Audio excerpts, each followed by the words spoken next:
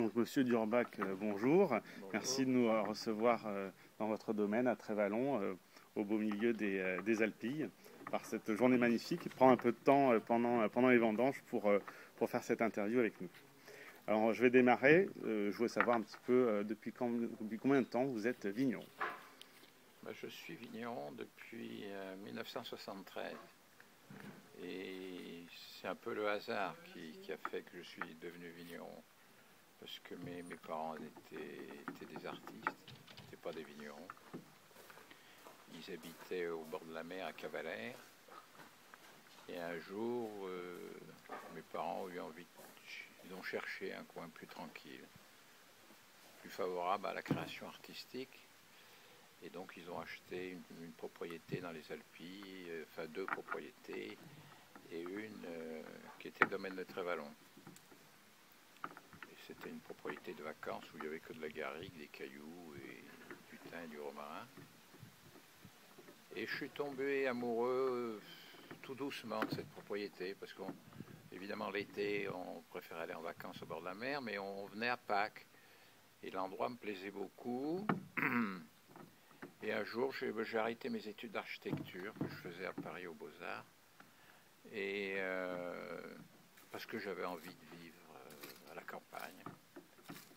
Et mon père m'avait toujours dit, c'est dommage, il faudrait qu'on fasse quelque chose de cette propriété, si on faisait du vin, enfin voilà, il a toujours eu cette idée. Et finalement, en venant ici, j'ai réalisé, c'était une idée, un rêve qu'il avait, et donc 73, ça a été le début de l'aventure. C'est l'année où on a planté les premières vignes à Trévalon. Très bien. Donc vigneron depuis 1973. Et qu'est-ce qui depuis tout ce temps-là, vous fait vous lever tous les matins? Qu'est-ce qui vous passionne dans ce métier? Ce qui me fait lever, d'abord c'est l'endroit qui est un peu magique. Ouais. Là, je reviens de faire un tour dans les vignes.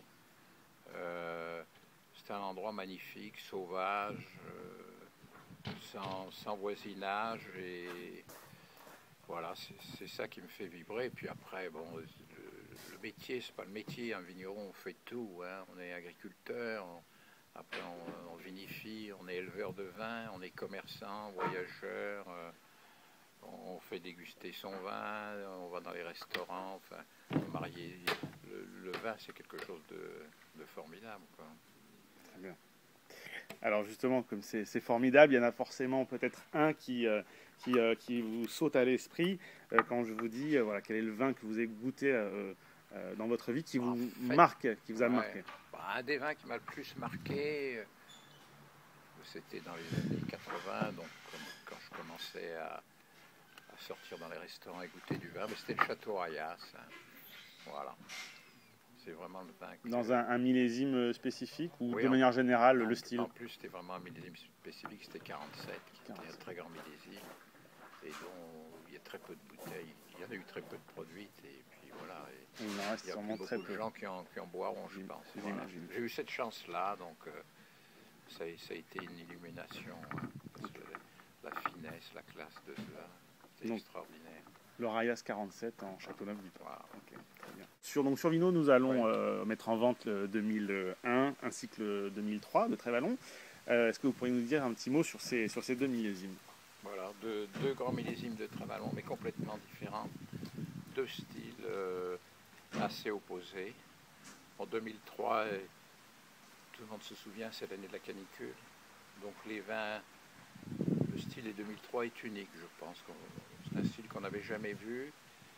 C'est des vins évidemment qui sont marqués par la chaleur. Donc il y a beaucoup c'est un côté très sauvage, très garrigue, ce que j'appelle garrigue chaude, le thym, le romarin. Et malgré tout, c'est des vins qui ont une grande fraîcheur parce que Trévalon est au nord.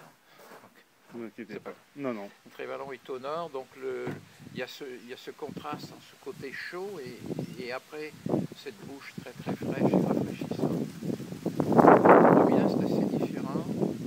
C'était un millésime qui était fait par le Mistral, c'est-à-dire que le Milan c'est une année chaud, avec même un gros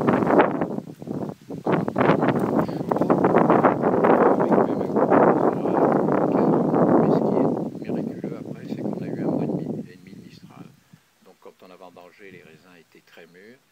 légèrement confit.